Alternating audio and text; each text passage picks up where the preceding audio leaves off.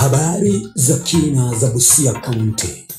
Skiza BB Radio, Busia Border FM. As we speak, our education system is in shambles. Some of our best minds in this country are university lecturers, university teachers. These are the dons. How do you get 10,000 of them to go demonstrating? Something has gone wrong. We are doing registration in phases, and this is phase 1, which will be focused at the constituency level. Then phase 2 will now go further down to the wards and villages. Hasara yenye tumeikadiria ni kubwa mno. Kwa kuwa mkiangalia 800,000 times 12, that is 9.6 million. Yenye tumepoteza kama wakulima wa samaki. I'm telling you, please stay home as a retiree. If you are retiree, stay home as a retiree. Ni saa 7 kamili majira ya Afrika Mashariki. Popote ulipo mpenzi msikilizaji, karibu katika habari za Busia Border Radio awamu ya saa 7. Mimi ni Collins Imito. Tuanze taarifa zetu hapa kaunti ya Busia, ambapo maandalizi ya miundo msingi kwa wanafunzi wa grade ya 10 yakiendelea kote nchini. Wazazi katika eneo bunge la Funyula katika kaunti hii ya Busia wamehakikishiwa kuwa shule zote katika eneo bunge hilo zitakuwa na madarasa ya grade ya 10 ifikiapo mwezi Januari mwaka ujao. Akizungumza wakati wa kufungua madarasa ya ghorofa yatakayotumika na wanafunzi wa grade ya 10 katika shule ya upili ya Bujuange na bunge la Funyula, mbunge wa eneo hilo Oundo Mundenyo ameiomba serikali kuu kupitia kwa Wizara ya Elimu kuzingatia kuongeza idadi ya walimu na vitabu ili kufanikisha mtaala huo wa CBE. Kwa wakati huu nafikiria Samia District ndio inajulikana kwa Ministry of Education, Funyula constituency. Tumejipanga ni karibu tu shule 3 ama 4 ambazo hazina grade 9. Jengo hili limeinua hii shule sana. Limeipatia what we call facelift. Hapa nyuma tumekuwa na upungufu wa madarasa. Tumekuwa tukiweka wanafunzi 60 kwenda mbele kwa darasa moja. Aidha, katibu wa biashara ndogo ndogo Susan Mangeni na mwenzake wa mipango ya kiuchumi Boniface Makoha amesema idadi ya watoto waliotuma maombi ya kujiunga na shule hiyo ya kutwa ni zaidi ya 1800 licha ya shule hiyo kukimu idadi ya wanafunzi 600 pekee. Na hii shule inaweza tuchukua around 600. Na mumeona hili jengo ni maridadi sana. Tumepita hapo.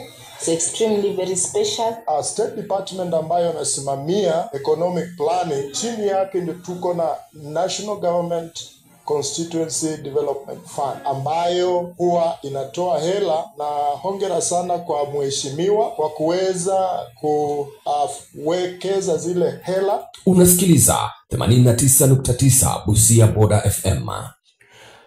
Na tukigeukia taarifa nyingine ni kwamba baada ya idara ya ujenzi kupiga marufuku madarasa mabovu katika shule mbalimbali katika eneo bunge la Webuye Magharibi, sasa mhisani moja eneo hilo kwa ushirikiano na wafadhili kutoka nchini Ireland wamejitokeza na karabati madarasa hayo ili kuwawezesha wanafunzi kuendeleza masomo yao. Wakizungumza na wanahabari baada ya kupokea wafadhili hao katika shule ya msingi ya Lutaso na ile ya Matulo RC, mwalimu mkuu wa shule hizo pamoja na chifu wa kata wa eneo hilo Caroline Miendo Luiki wamepongeza ufadhili huo wakisema kuwa utasaidia kuimarisha mazingira ya wanafunzi pamoja na walimu.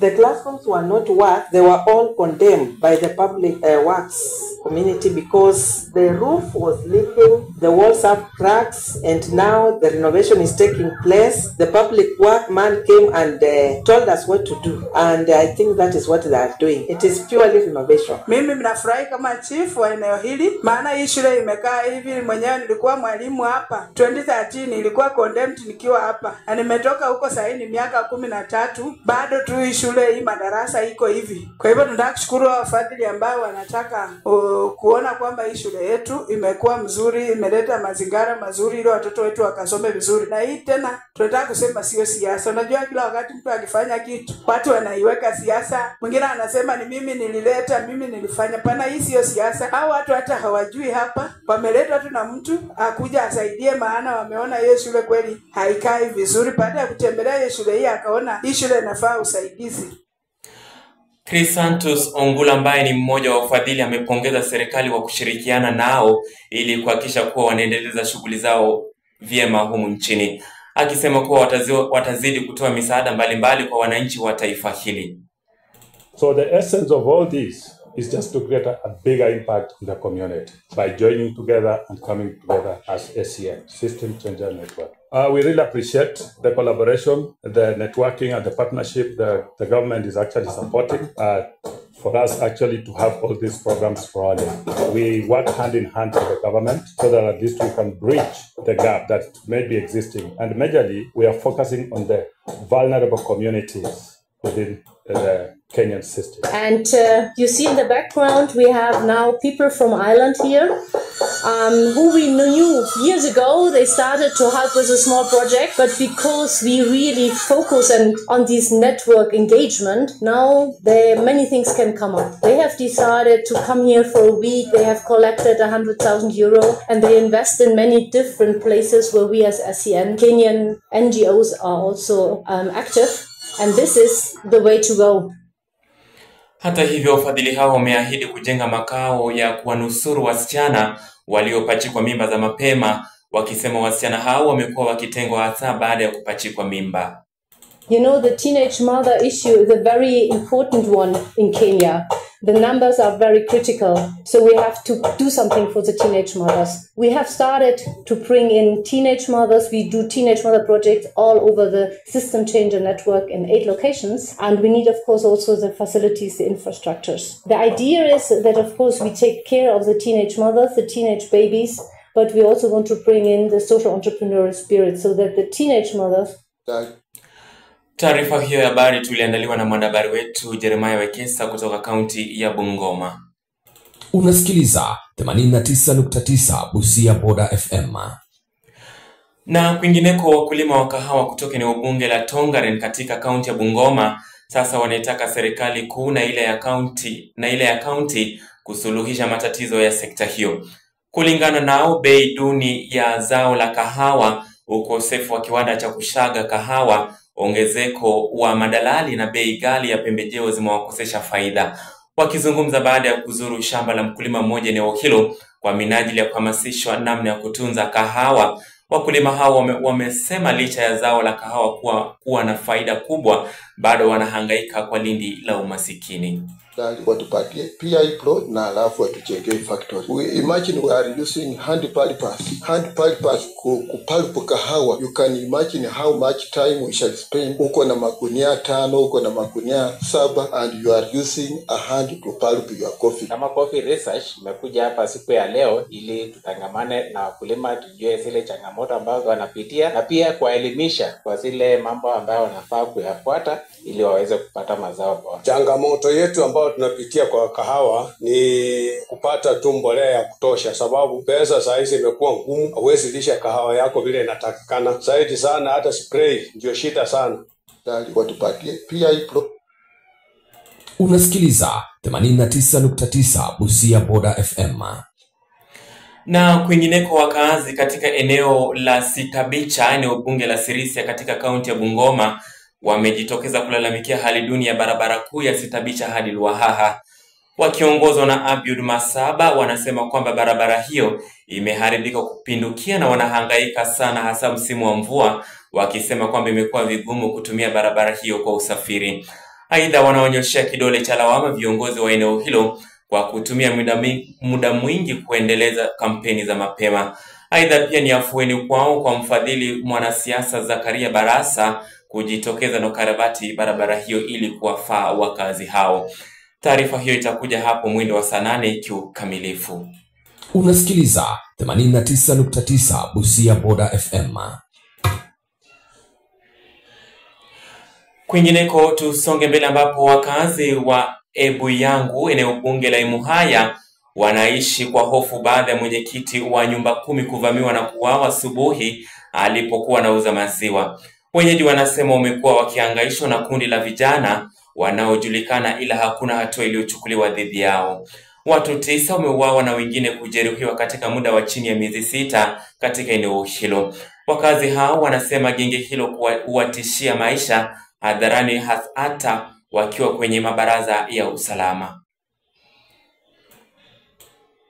Akauliza ni nani? Akauliza wenye nyumba wako. Nikamwambia mimi niko na mzee amepeleka maziwa. Akaniambia mzee wako inaonekana gari imegonga, polisi wanachukua na wanangoja wewe. Kutoka mbio nikapata pikipiki, kufika hapo nilishangaa. Kumbe si pikipiki, si gari, ni watu wenye walikuwa wamemkata. Sio kuzonga karibu kumwangalia kwa uso, nikapata yule kijana alikatwa panga 7 kwa kichwa. Sikaingia kwa ndani kabisa. So tunaomba kufikia Thursday kama tujakuwa tumepata culprit wameshikwa, sisi watu wa Mwaya wote na Vihiga County tutakuwa tuko kwa barabara, na hii barabara tutaizuia. Hakuna gari itapita hapa kwa masaa 16. Tunaogopa hata kutembea. Ikifika 6 kama mtu hujatafuta mboga, hujasiaga, hujatafuta kuni, huwezi tembea kwa sababu unaogopa. Sababu kuna watu vijana wanasimama kwa barabara, wakikuona tu mtu anaanza kukufuata nyuma, hata unaogopa. Hata kuna mwingine alishuka tu kwa gari saa 12 akanyongwa na akanyang'anywa kiatu, akanyang'anywa simu. Unasikiliza 89.9 Busia Border FM. Na kwingineko, masomo ya vyuo vikuu nchini yamezidi kutatizika kwa wiki ya 5 sasa baada ya wahadhiri na wafanyikazi wa vyuo vikuu kufeli kuafiki makubaliano ya Wizara ya Elimu kusitisha mgomo wao. Viongozi wa muungano wa UWASU waliondoka kwenye mkutano ulioandaliwa jana jijini Nairobi kabla ya kuafiki makubaliano, huku wakisuta serikali kwa kuendeleza juhudi za kulemeza haki zao. Wahadhiri hao sasa wameshikilia msimamo wao kutorejea kazini hadi pale serikali itakapotimiza matakwa yao, ikiwa ni pamoja na kuwalipa shilingi bilioni 7.9 kwenye CBA ya mwaka 2017 hadi mwaka 2020 na kukubaliana na pendekezo lao kwenye CBA mpya ya mwaka 2026 hadi mwaka 2030. Unless that money is paid in full, we want to confirm to the members of public in general that our workers will remain put. They are not going to report back to work. We realized through audit that universities had received additional 200 million, but they never disclosed this figure to the unions. Therefore, if you add 7.7 billion plus 200 million, it confirms our figure of 7.9 billion that we are owed.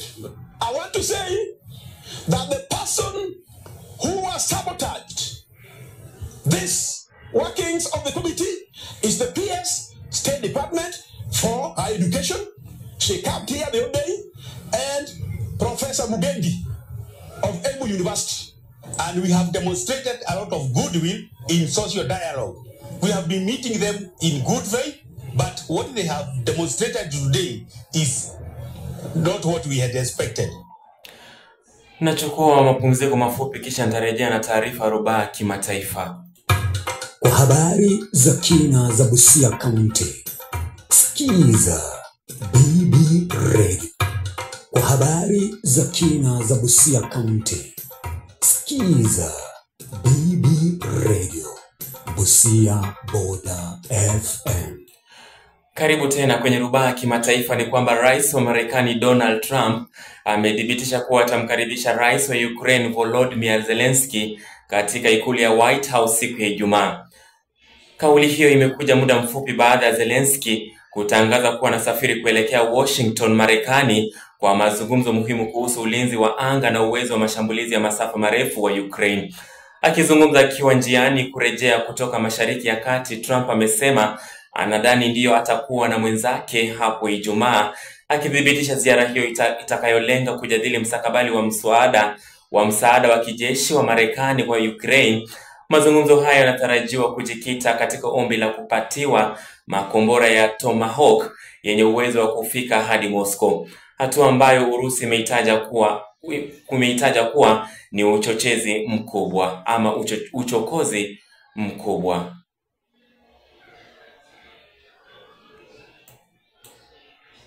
Unasikiliza 89.9 Busia Border FM.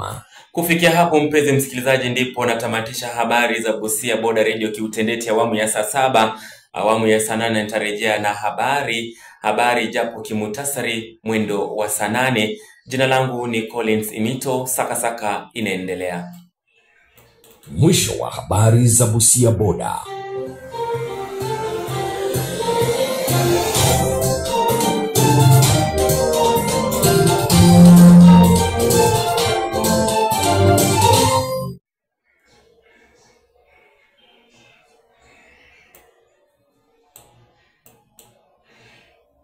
Mm-hmm.